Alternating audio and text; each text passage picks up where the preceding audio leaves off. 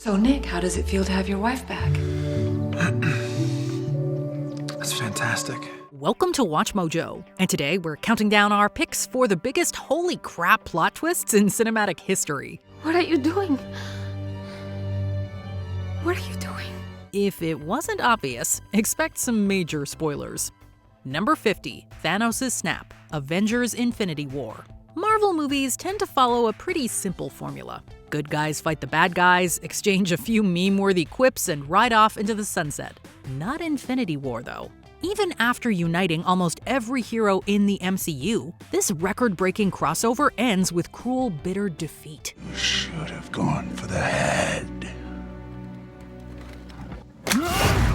Thanos gets every Infinity Stone, and with one snap of his fingers, successfully wipes out half of the universe, including fan-favorite heroes like Spider-Man, Black Panther, and Scarlet Witch.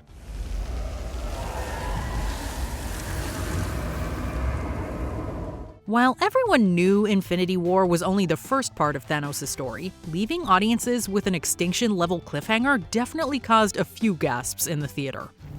Sorry.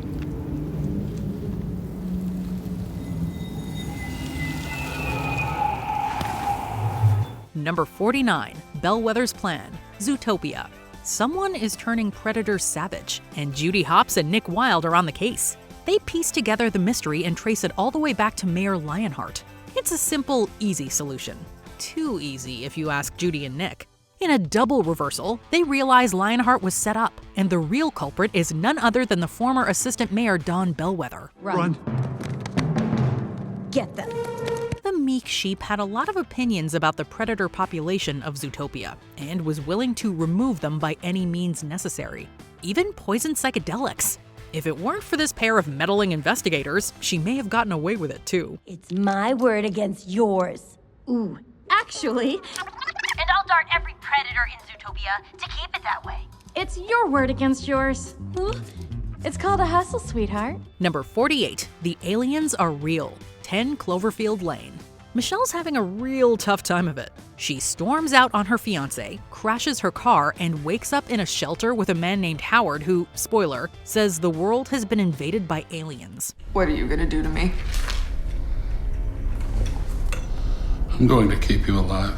Over time, Michelle begins to doubt Howard's assertion, especially when he refuses to let her leave. Not one to sit idly by, she concocts a brilliant escape plan and finally makes it outside, only to realize for all his lies, Howard was right about one thing. Come on. There are aliens attacking Earth. I guess this is one of those a broken clock is right twice a day things. We've taken back the southern seaboard. And we're winning. Number 47, The Truth of Rosebud, Citizen Kane. For almost the entire 2-hour runtime of this iconic film, viewers are left with one burning question. What is Rosebud?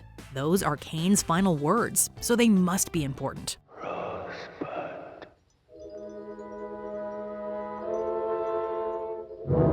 Jerry Thompson thinks so, and devotes all his efforts to uncovering the mystery.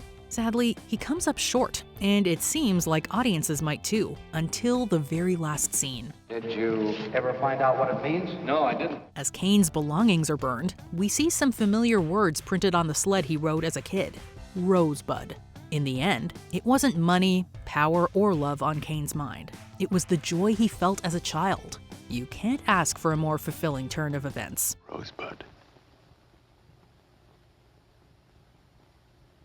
Number 46, Gods and Monsters, The Cabin in the Woods. It's our task to placate the Ancient Ones, as it's yours to be offered up to them. Anytime you see 5 conventionally attractive college kids spend a weekend in an isolated cabin, odds are there's gonna be some bloodshed.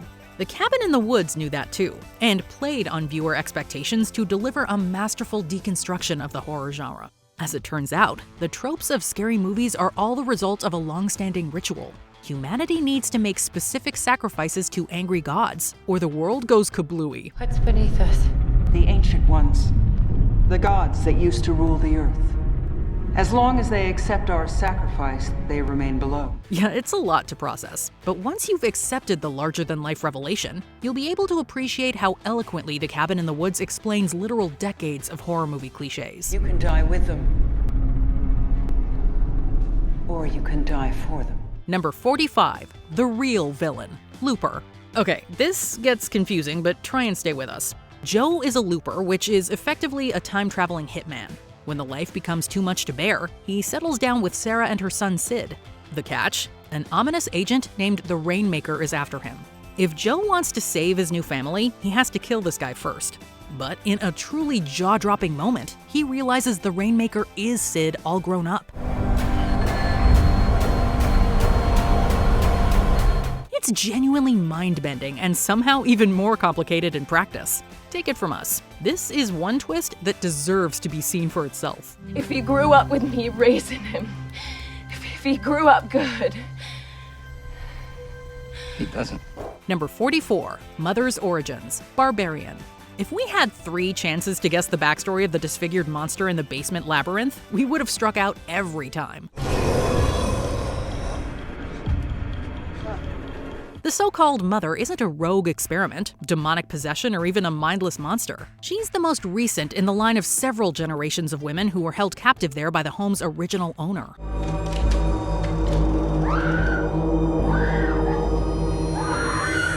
This mind-boggling explanation turns the entirety of Barbarian on its head. Mother isn't a villain. In fact, all she wants is a family who will support her. While her methods could use some fine-tuning, she's still one of those characters that is significantly more sympathetic on a rewatch.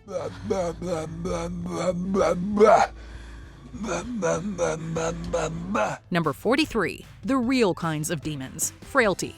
Generational trauma can be its own kind of demon. But in Frailty, the Meeks' father believes he's purging actual demons too. Allegedly serving God's will, the man pulls his 2 sons into the family business. In the final minutes, we learn one of the brothers couldn't bear the weight of this mission and became an actual serial killer. The other kid, Adam, who was pretending to be his brother by the way, shares his father's goal. God damn you, dirty little son of a... Let's just say that by the time the credits roll, the investigative detective Doyle is buried 6 feet deep, and we are left to believe these demonic visions are actually real. Consider our minds blown. God will protect me.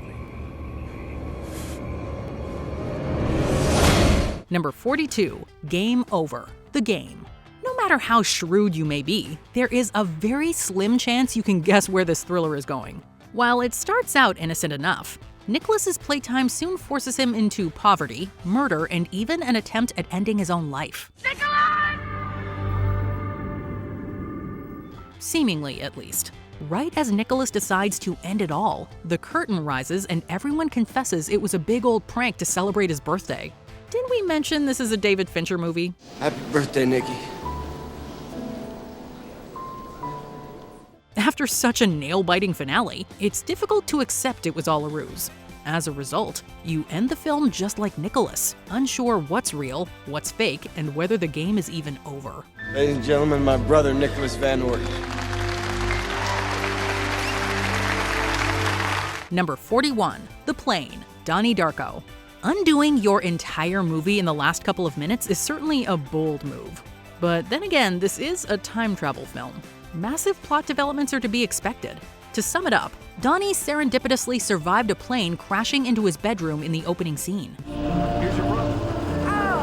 Fell in your room. The movie amps up the violence and weird factor until, in a crazy climax, Donnie is sent back in time to the moment of impact. What does he do? He laughs, that's what. Then the plane crashes, resetting the timeline and avoiding everything Donnie did. No doubt about it, this ambitious crescendo will leave you breathless in all the right ways.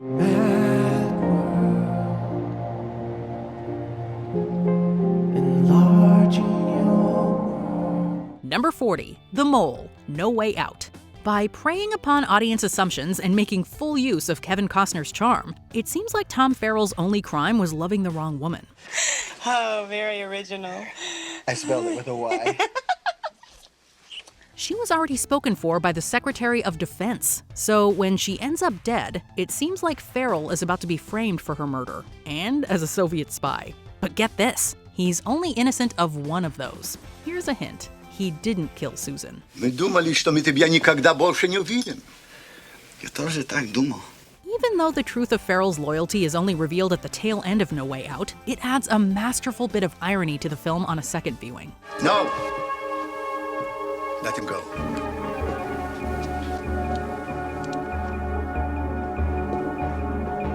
Number 39, Vic's involvement, searching.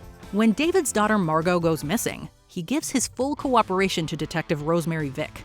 That is, until he learns her son is connected to the case, and she requested to head the investigation. From the moment she volunteered to lead it to the way she handled the investigation and really dealt with the media, I mean... Wait. Did you say volunteered? David pulls on this thread until it all comes out. Vic's son accidentally pushed Margot into a ravine and then trusted his mother to clean up the mess. She almost succeeded too, having found a fall guy and nearly thrown the investigation completely off her scent. Thankfully, David uncovered the truth and Margot was okay in the end. However, the same cannot be said for Vic and her son. He's my son. Number 38, Boarding Now, Final Destination 5. Just when it seemed our heroes had escaped the clutches of death, he pulled the rug out from under them one last time. Or actually, the first time, depending on how you look at it. Sam and Molly board a plane, ready to start their new lives when they hear yelling. Specifically, Alex yelling about how the thing is about to blow. Come on, get on the plane! Get on the plane! It's only right then, at the very end of the movie, do we learn that Final Destination 5 is actually a prequel. The plane Sam and Molly are on is the same one that explodes in the opening act of the original Final Destination. Everybody in the aisle, Talk about bringing the franchise full circle. Oh my God! Number 37, The Truth About Angela, Sleepaway Camp. While initially discarded as a tasteless ripoff of Friday the 13th, this 80s slasher has become an enduring favorite in horror circles. That is in no small part to its bonkers ending. I didn't think you were gonna show. Let's go swimming. Now? The setup is pretty simple. Years after the traumatic death of her brother Peter, teenager Angela is sent to the eponymous sleepaway camp. Bodies pile up until eventually they realize the killer is Angela herself. Or should we say Peter? Angela is really the one who died all those years ago. But always wanting a daughter, Peter's eccentric aunt raised him as a girl instead. A little girl would be so much nicer, don't you think so, Angela? All the sexual escapades at camp made him snap, leaving audiences with one of the most insane endings in slasher movie history.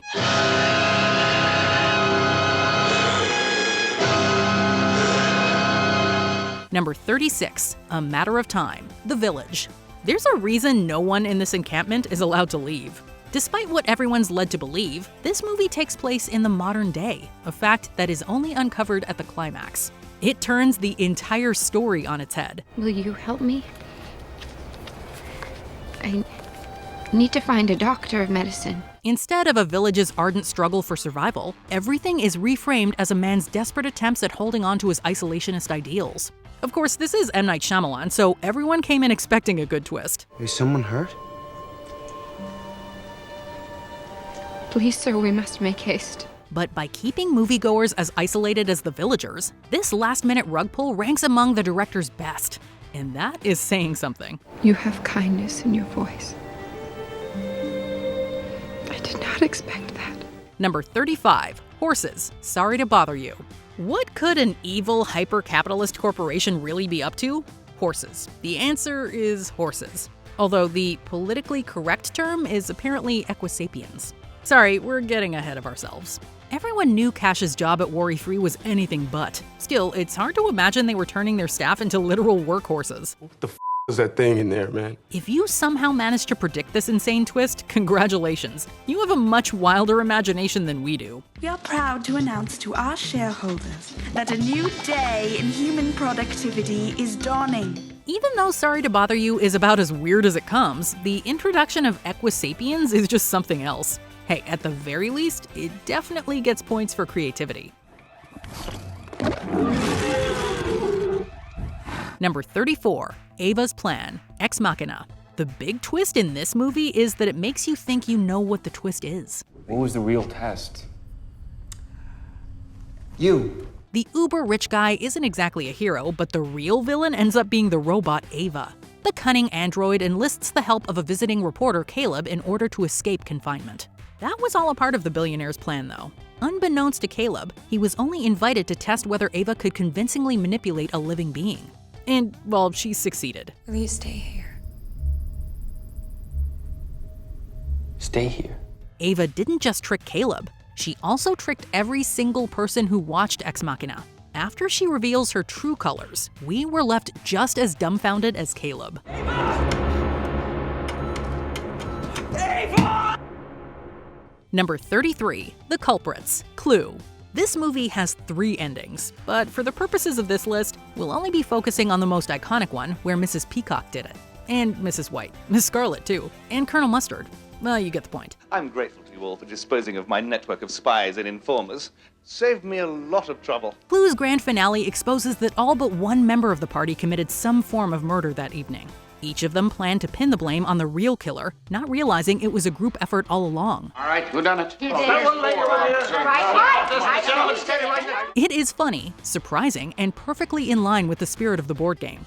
All we have to say is, it was all of them, in the movie, with the comedy of errors. Okay, Chief, take him away.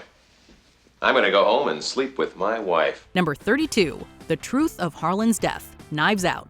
Rian Johnson turns the very core of a murder mystery upside down in less than 3 hours. To start, Harlan wasn't murdered at all.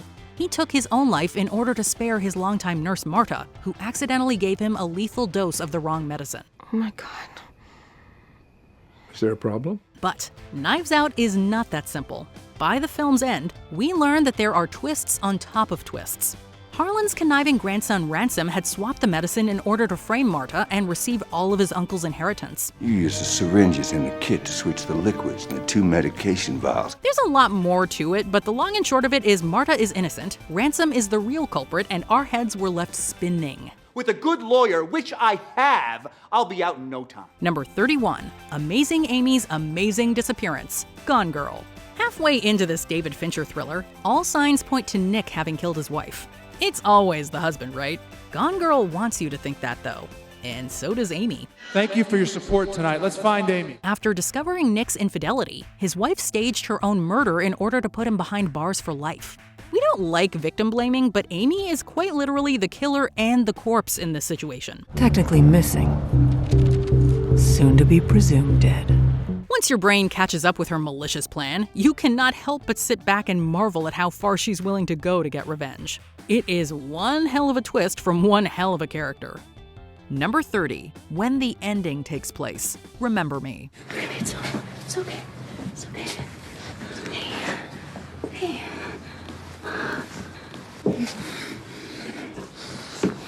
While we might not remember much about the critically panned Remember Me, there's no way we could forget its shocking ending. Robert Pattinson plays Tyler, a young man navigating his fractured relationship with his father and a new romance. But I didn't call you. It wasn't me.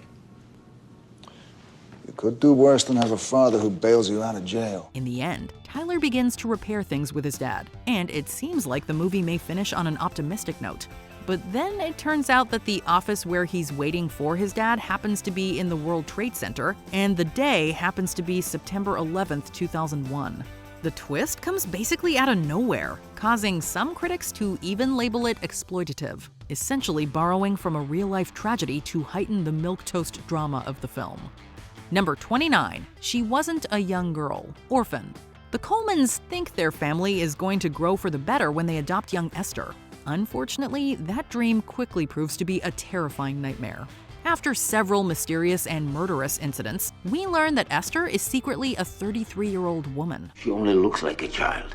According to our records, Lena Klammer was born in 1976. She's 33 years old. Due to a rare condition known as hypopituitarism, she was able to pose as a young girl. The person they thought they adopted wasn't just a grown woman. She was also a deranged serial killer. You okay? We're not sure there are enough family counseling services in the world to fix this situation. Number 28. Bryony's fictional ending, Atonement. This tragic drama follows Bryony, a young girl whose testimony leads to the false imprisonment of her older sister Cecilia's lover Robbie. In her later years, she writes a book about what happened following Robbie's release from prison, describing a reunion with Cecilia. Because, in fact, I was too much of a coward to go and see my sister in June 1940. I never made that journey. According to Bryony's account, she's able to make up for her childhood mistakes. But in a heartbreaking twist, we learn that in real life, Robbie and Cecilia never actually reunited. They both died during the Second World War, and Bryony's writing is akin to wish fulfillment after a lifetime of regret. I wanted to give Robbie and Cecilia what they lost out on in life. I'd like to think this isn't weakness or evasion, but a final act of kindness. Number 27. Her Daughter is Alive, Kill Bill Volume 1. When a pregnant former assassin known as the Bride is attacked by her ex-lover Bill, she's put into a coma. She wakes up several years later and learns that she ended up losing her baby, which sets her off on an ultra-violent quest for revenge.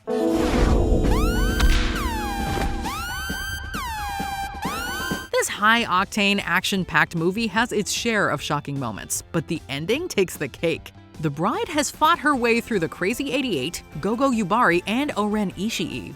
Later, Bill finds a survivor of the encounter, Sophie Fatale, and simply asks her if the Bride knows that her daughter is actually still alive. That sure is one way to set up a sequel. One more thing, Sophie. Is she aware her daughter is still alive? Number 26. Nonlinear Story, Arrival. You may expect the unexpected when you're watching a movie where aliens land on Earth, but Arrival takes the complicated storytelling further. Linguist Louise Banks attempts to find a way to communicate with the extraterrestrials and figure out what they want. The way the aliens communicate is far more complex than anything humans can comprehend. But that's not the only revelation. I don't understand. Who is this child? While the audience has been watching Louise discover the truth, we also see scenes we assume are memories of time with her daughter Hannah. But it turns out these clips are not flashbacks. If anything, they're flash forwards. The glimpses into future events show that the audience's presumptions were all wrong, and that Louise must communicate in a different way to ensure peace. If you could see your whole life from start to finish, would you change things? Number 25. The Crisis Was Over, The Mist. My car's parked in the center lane of the parking lot far end. Whoever gets there first, open up both doors. We'll all pile in as fast as we can, okay? Let's go. We can't think of many movies more haunting than the last few moments of The Mist. When Earth finds itself invaded by creatures who lurk in a thick mist, people start to panic pretty quickly. A group led by a man named David endures several traumatic monster attacks and begins to feel that all hope is lost. They decide to give up, and once David has performed their request, all that's left is for him to face the monsters himself. Come on!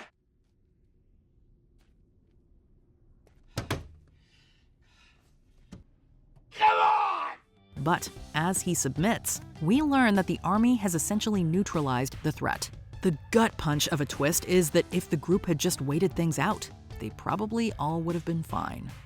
Number 24. Eli was blind the entire time, The Book of Eli. In the dystopian aftermath of a nuclear apocalypse, a man named Eli sets out on a journey to help preserve humankind's culture. My name is Eli. I have a King James Bible in my possession. You might be able to guess that this movie has some religious undertones. But did you pick up on the fact that Eli was actually blind the entire time? The reveal comes when the warlord Carnegie learns that Eli's copy of the Bible is in Braille.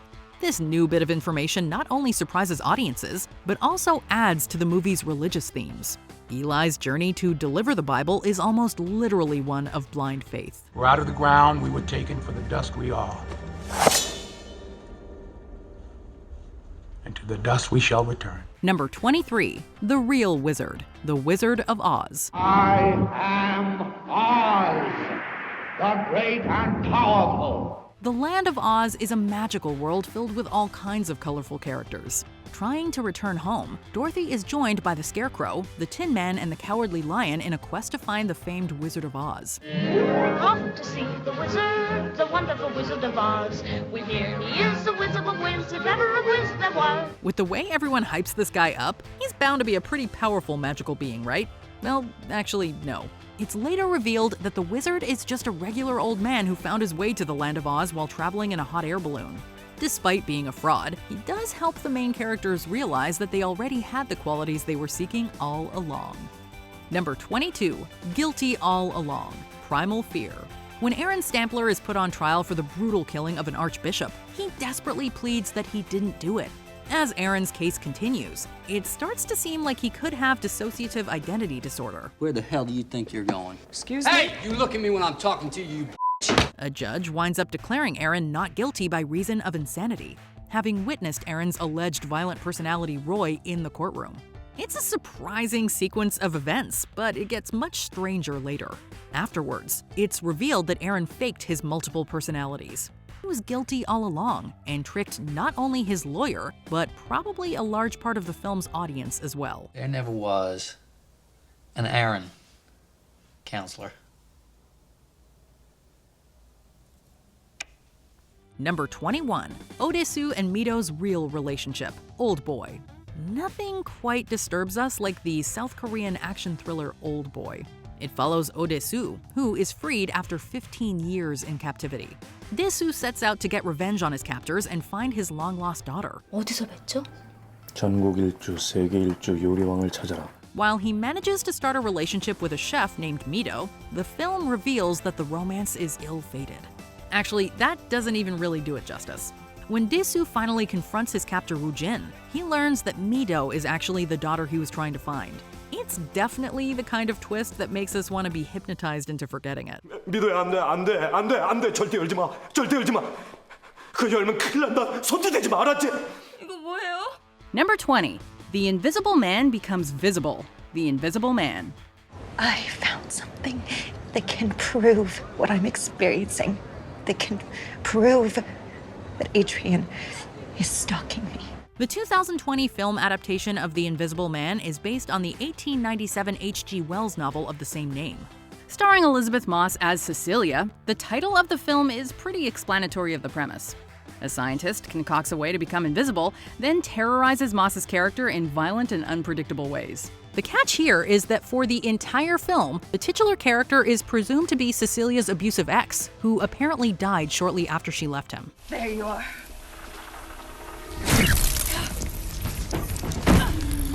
But that is proven false when, after gaining the upper hand and fatally shooting the Invisible Man, Moss's character realizes the Invisible Man was her ex's brother. Number 19, Meeting the Parents, Spider-Man Homecoming. He must be Peter. Meeting your date's parents is awkward enough, especially when her father is the weapons mastermind that tried to kill you. Adrian Toomes, also known as Vulture, tried multiple times to disrupt the status quo and squander Spider-Man's feeble attempts at retaliation. So, we guess you could say they knew each other, kinda? After Peter arrives at his homecoming date's house, he is left absolutely speechless when Vulture opens the door to welcome him. Clueless as to Spidey's real identity, Toomes tries to ease the palpable tension with cheesy dad jokes that only make things more awkward. Because you look pale. You want something to drink, like a bourbon or a scotch or something like that? I'm not old enough to drink. It's the right answer. Vulture catches on to Peter after a while, though. But when the family relation is initially revealed, it was certainly a jaw-dropping moment no one could have predicted. Does she know? Know what? So she does it. Good. Number 18, Malcolm Rivers' Multiple Personalities, Identity. Where'd you get that? Right here. The main plot of the 2003 film Identity revolves around dissociative identity disorder. previously known as multiple personality disorder, which is a condition where an individual harbors 2 or more different personalities that are empirically distinct from one another. Malcolm Rivers suffers from this mental illness, having created 11 separate identities within himself to cope with childhood trauma. You missed your last appointment. Where have you been? Did I black out again? Try and think back. Where have you been? However, he's unaware of the situation and unable to recognize the mugshot of convicted murderer Malcolm Rivers, the original man that contains all of his identities. So it's particularly shocking when his psychiatrist shows him a mirror and the image of himself that's reflected back is Malcolm Rivers as played by Pruitt Taylor Vince. Edward, that is your face. Why am I tied up? Calm. What? Edward, please. Jesus Christ! Where is my face? Subsequently, he has a bit of a freakout flashing between Malcolm Rivers and Ed Dakota, played by John Cusack, and everything is gradually explained. Malcolm is in the midst of a medical treatment, one which forces all his identities to confront one another for the first time. Number 17. Red is Adelaide, Adelaide is Red. Us. So you see, the shadow hated the girl so much, but so long. With his debut feature film Get Out, Jordan Peele announced himself as a potentially game-changing filmmaker, one who knows how to keep audiences on their toes. His follow-up, Us, is a thrilling horror movie starring Lupita Nyong'o that pushed the boundaries within the genre to new psychological heights. The two were connected, together. The story Red tells the Wilsons about the girl and her shadow is seriously haunting, but also the key foreshadowing for the final twist. You don't know what happened to her. Anything could have happened to her. In the film's final moments, Adelaide again recalls the incident from her childhood at the funhouse, this time revealing the full picture. Red attacked Adelaide and left her trapped in the funhouse with the tethered, meaning that for the entire movie, Red was Adelaide and Adelaide was Red. Number 16. People Food, Soylent Green. Soylent. Listen to me, Thorn. Thorn, listen. The best type of plot twist is one that involves cannibalism. Unfortunately, that just so happens to be the reveal in Soylent Green. In a dystopian world ravaged by overpopulation and a mass shortage of essential resources like food and water, Soylent Industries provides wafers as a food source. One in particular, the film's namesake, Soylent Green, is tasty and nutritious, allegedly made from ocean plankton. A new, delicious Soylent Green, the miracle food of high-energy plankton gathered from the oceans of the world. However, oceanographic reports proved the oceans had no plankton, and upon further investigation, it's revealed that Soylent Green is actually made out of human remains, meaning anyone who ate the wafer was unintentionally partaking in cannibalism. Soylent Green is made out of people. Number 15. Ghostface Unmasked, Scream. Why don't you want to talk to me? Who is this? You tell me your name, I'll tell you mine. The biggest twist in this movie was that Drew Barrymore, who was marketed as the main lead in the film, was only in it for like 2 seconds. Just kidding, though that was quite the bait and switch. The Scream franchise, which began in 1996, distinguished itself early by holding up a mirror to the genre, as well as calling out and toying with common horror tropes. Main character Sidney Prescott is stalked by the mask-wearing killer Ghostface, and he is seriously creepy. Well, more like they are creepy.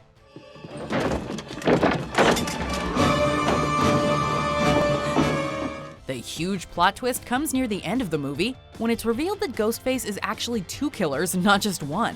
And it made for a killer reveal. Watch a few movies, take a few notes. Number 14. The real Jigsaw killer, Saw. Congratulations. The dead body is not dead. We repeat, the dead body is not dead. This hugely successful franchise has racked up more than its fair share of twists and turns over the course of numerous sequels. But the twist ending of the first film remains arguably the property's greatest to date. Hello, Amanda. You don't know me, but I know you.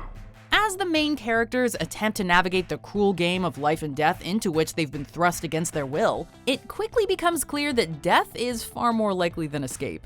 In Saw's final scene, after all the tension and bloodshed, the dead body in the middle of the room slowly rises up. He's a very interesting person. His name is John. He has an inoperable frontal lobe tumor. The villainous Jigsaw killer was hiding in plain sight the whole time. Number 13. The Bunker. Parasite. 부엌 지하실에 제 물건을 깜빡 놔두고 온 게 있어가지고요. This genre-bending film is a wild ride from start to finish. Directed by Bong Joon-ho, who won 4 Academy Awards for the film, Parasite can be described as cerebral, funny, and thrilling. 제시카 외동딸 일리노이 시카고 과선배는 김치모 그는 이사촌. The title Parasite is quite telling, as something that lives off of another is essentially the boiled-down premise of this movie. The Kim family secretly infiltrates the wealthy Park family, but they aren't the only ones.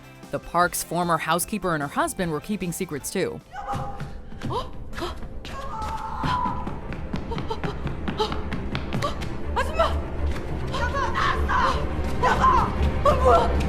The hidden underground bunker definitely makes for an unexpected twist. One that added just the right amount of excitement and tension. Though, as to the question of who the real parasites are, that remains up for debate.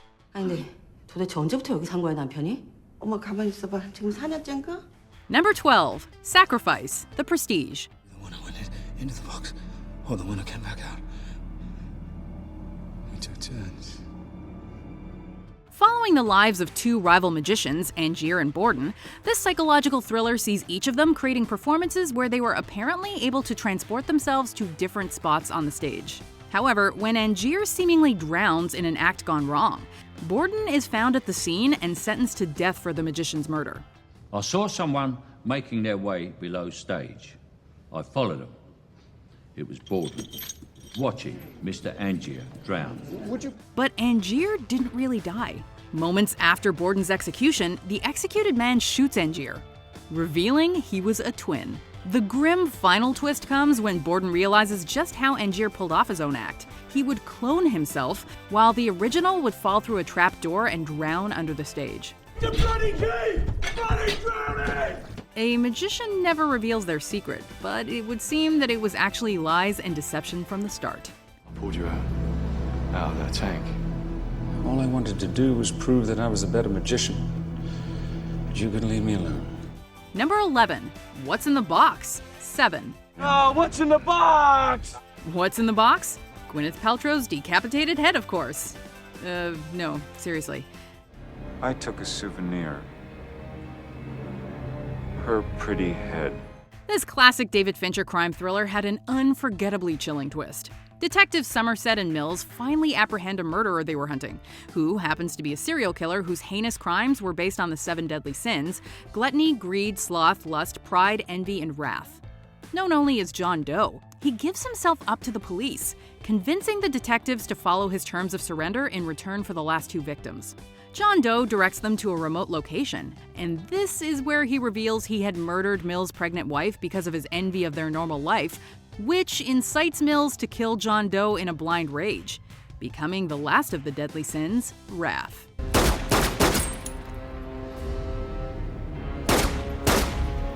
Number 10. Snape's True Intentions. Harry Potter and the Deathly Hallows Part 2. Take them. Take them. The 8th and final film adaptation of J.K. Rowling's Harry Potter series was the anticipated emotional ending over a decade in the making. Those who read the books knew the twist before the film was released, but those who didn't were in for a big shock. Throughout the series, Professor Severus Snape, played by the late great Alan Rickman, was a clear antagonist, with a seething hatred for both Harry and his deceased father. However, in the battle between Voldemort and Hogwarts, Voldemort orders Snape to be killed. Before he dies, Snape is able to pass on his memories to Harry, which reveal in a poignantly heart-wrenching portrayal that he had been protecting Harry all along. It spoke of a boy born at the end of July. Yes, but he thinks it's her son. He intends to hunt them down now, to kill them. Hide her. Hide them all. I beg you. Let's just say that now we can't hear the word always without sobbing. After all this time. Always. Number 9. Who is Andrew Laeddis? Shutter Island. This Scorsese thriller follows Edward Teddy Daniels, a U.S. Marshal investigating a missing patient of the titular island psychiatric facility. Sorry, Doctor. You don't happen to have an aspirin, do you? Suffering migraines and hallucinations, Daniels becomes increasingly paranoid and believes something is definitely off about the whole thing. Tremors are getting pretty bad. How are the hallucinations? Get out of here, Teddy. This place is gonna be the end of you. The plot comes to a head when the staff reveals that Daniels himself is the arsonist he has ultimately been chasing after. They were performing an experiment to see if he would recall the events that led him to the facility. Teddy Daniels' real name is Andrew Laeddis. He killed his wife after a tragedy struck their children. They'll be our living dolls. Huh? The experiment is ultimately deemed a failure, but Leonardo DiCaprio's statement at the end of the film implies he does in fact remember. Knowing the truth, he'd simply rather be lobotomized. Which would be worse? To live as a monster? Or to die as a good man? Number 8, a telling handshake, Unbreakable.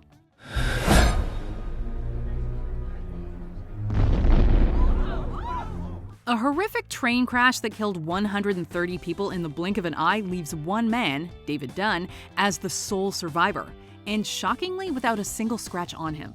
Elijah, a comic book art dealer, tells him about his theory of real superheroes. If there is someone like me in the world, and I am at one end of the spectrum, couldn't there be someone else, the opposite of me at the other end? Someone who doesn't get sick, who doesn't get hurt like the rest of us. David realizes he's walked away from more than a few near-death experiences, and that he can see people's crimes through physical contact with them. Unfortunately, the twist comes at David's expense when a later handshake with Elijah reveals that he was the mastermind behind various accidents, including David's train crash, because he was seeking a superhero counterpart to his villain. You know what the scariest thing is? To not know your place in this world. To not know why you're here. Many years later, we get a bonus reveal in the film Split, which is a sneaky sequel that sees Dunn making an appearance at the very end. Is this like that crazy guy in the wheelchair that they put away 15 years ago? And they gave him a funny name, too. What was it? Mr. Glass. Number 7, Tyler Durden, also known as the narrator. Fight Club. Ever notice that Edward Norton's character in Fight Club doesn't have a name? Known only as the narrator, his life becomes infinitely more exciting and chaotic after meeting Tyler Durden, played by Brad Pitt. The first rule of Fight Club is, you do not talk about Fight Club. They establish a fight club together that soon evolves into an anti-consumerism organization that condones violence and anarchy. The massive twist comes when the narrator tracks down Durden to a different city, where he informs him that they are one and the same. Because we're the same person. That's right. The brilliant editing throughout the film, which included split-second spliced frames of Durden in scenes with the narrator, paired with this iconic twist, firmly established this movie as a cult classic. I am smart, capable, and most importantly, I'm free in all the ways that you are not. Tyler's not here. Tyler went away. Tyler's gone. What? Number 6, an inappropriate relationship, Chinatown. That's what I thought. You see, I'm Mrs. Evelyn Mulray. A neo-noir mystery film directed by Roman Polanski, Chinatown stars Jack Nicholson as private investigator J.J. Jake Gittes. After a series of events, he looks into the murder of a Department of Water and Power chief engineer, leading him to the man's wife, Evelyn Mulray. Some fishy business is going down, but Gittes can't figure it out. That is, until he catches Evelyn with her dead husband's mistress. The police. Come on, Mrs. Mulray, you've got your husband's girlfriend tied up in there. She's not tied up. You know what I mean. After multiple attempts to deduce their relationship, the truth comes out. Because of what her father did, Evelyn's sister is also her daughter. Also, it turns out that Evelyn's father had her husband murdered. This kind of relationship definitely qualifies as a plot twist, albeit a disturbing one. Number 5, Dead People, The Sixth Sense. Admittedly, M. Night Shyamalan has had a bit of a bumpy career, directing more than his fair share of flops. But when The Sixth Sense hit theaters in 1999, he was being heralded as one of the most promising young storytellers working in the medium. I want to tell you my secret now. The major plot twist has inspired and appeared in many movies, including The Others, which was released just a few years after. All of the clues were spelled out plain as day. The kid literally tells us that he interacts with the dead. I see dead people. Looking back, it all makes sense, but the first viewing was a huge shock to everyone who watched.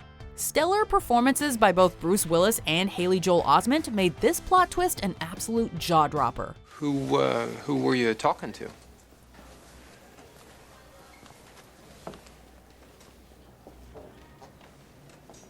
Just practicing my lines.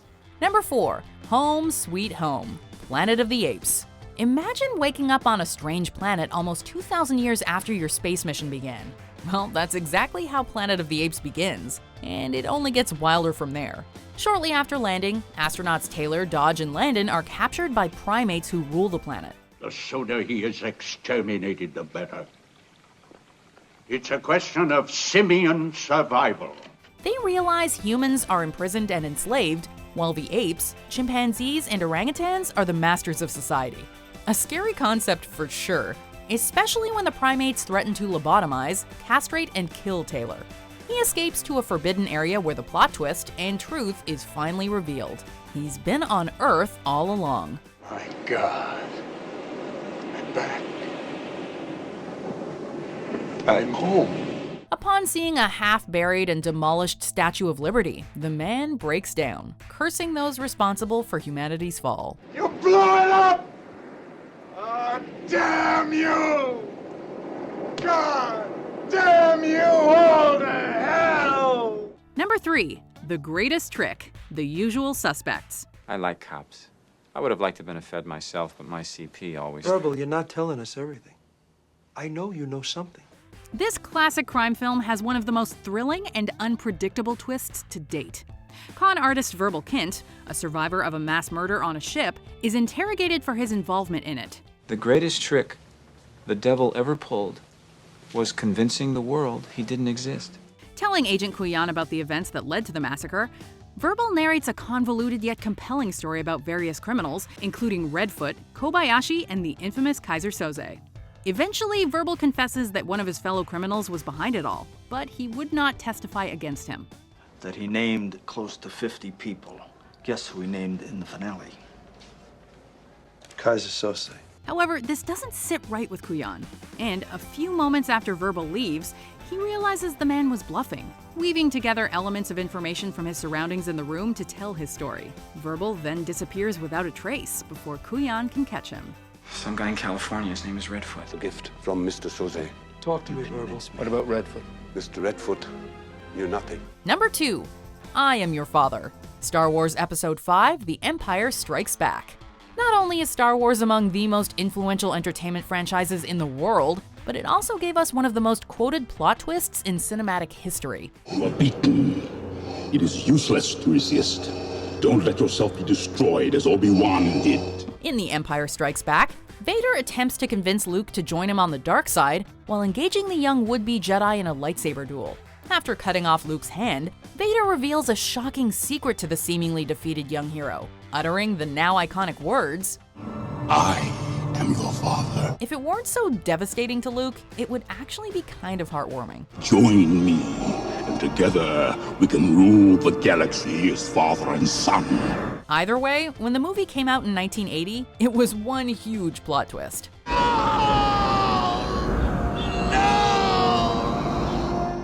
Before we continue, be sure to subscribe to our channel and ring the bell to get notified about our latest videos. You have the option to be notified for occasional videos or all of them. If you're on your phone, make sure you go into your settings and switch on notifications. Number 1, Norman Bates is the Psycho. Psycho. Alfred Hitchcock's legendary psychological horror film needs no introduction. Mrs. Bates. The entire ending is one big twist, arguably the greatest and most memorable in cinematic history. First reveal, Mrs. Bates has been dead for the whole movie. Second reveal, Norman is the killer. Third reveal, Norman is Mrs. Bates in his mind. Setting a precedent for plot twists and identity reveals, Psycho paved the way for hundreds of films for decades to come. They'll see, and they'll know, and they'll say, why, she wouldn't even harm a fly. In the ending monologue, Norman's inner voice, or rather the voice of his mother, saying that Norman's innocence will become known because she wouldn't even harm a fly, is absolutely chilling. What crazy plot twist blew your socks off the most? Let us know in the comments below.